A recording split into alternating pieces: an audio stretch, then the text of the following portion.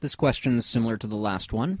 I have a number of questions about Adam and Eve. Why did God punish Adam and Eve for eating the fruit of knowledge of good and evil when prior to eating the fruit they couldn't have known it was wrong because they had no knowledge of good and evil?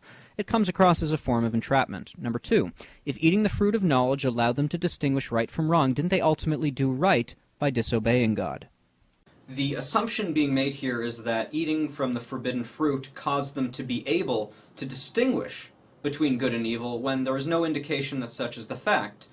If Adam and Eve's current predicament, or rather our current predicament, is indicative of the condition that Adam and Eve put themselves into, I would suggest that we know good and evil as concepts, we know certain things are good and some things are evil, but we often confuse the two. Perhaps what happened was the distinction between good and evil is what was blurred by them eating from the forbidden fruit. For example, when Adam and Eve ate the forbidden fruit, one of the first things they noticed was that they were naked, and they became ashamed.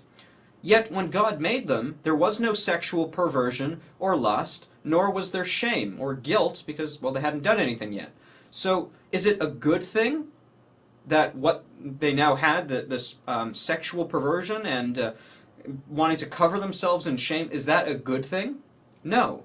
It's a bad thing. But was their nakedness a good thing or a bad thing? I would suggest that it's purely natural to be naked, so why were they covering themselves? Why didn't they acknowledge that being naked was a good thing? Clearly they were confused, because their nature was corrupted.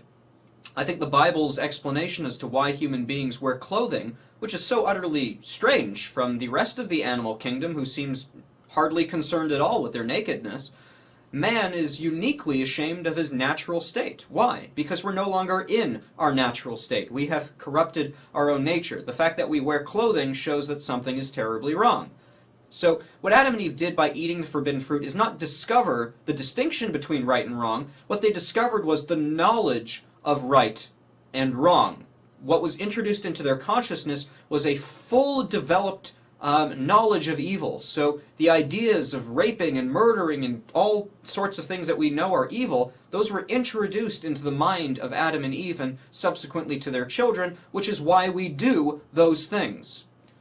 So I don't think it was a good thing that they ate the fruit, not only because it corrupted their nature, not only because it introduced sin and death into the world, but also because, number one, their nature was dependent upon obedience to God, and through disobedience they corrupted their own nature. They didn't just sin against God, they sinned against themselves. They isolated themselves both from God as well as from the natural state that they ought to have existed in. So it was wrong for themselves, not just for their relationship between them and God, but for themselves between themselves. We've been isolated from our very natures. And more than that, through Adam's disobedience, he introduced death to the world, which is not a good thing. Which is not a good thing at all. Death is our enemy. So, the other question then is, how did Adam and Eve, and we've sort of discussed this, how did Adam and Eve, how were they judged for doing wrong if they had no concept of right and wrong? Again, the issue was not a moral one. God wasn't trying to morally coerce them or testing them for their adherence to what they knew was right or wrong. God's test, if you can call it that, was simply this. I'm God, you're not. If you want to be with me, do things my way, and if you don't, go ahead and disobey me. That really was the issue. The issue wasn't an issue of moral coercion or even ignorance. It was simply a matter of God or not God. It was as simple as that, and they were fully informed beings. This wasn't an issue of ignorance. It was simply an issue of God or no God. Adam and Eve said, no God.